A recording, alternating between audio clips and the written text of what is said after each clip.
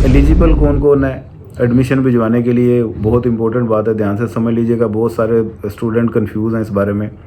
देखें, एडमिशन सिर्फ वो लोग भिजवा सकते हैं जिनका पार्ट 1 क्लियर है, पार्ट 2 उन्होंने करना है। पहली बात तो ये।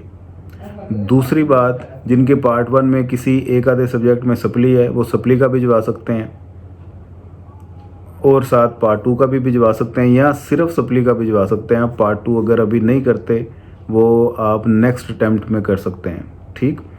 तीसरी बात, जिन्होंने अभी 6 मंथ पहले पेपर दिए थे वो एलिजिबल नहीं है।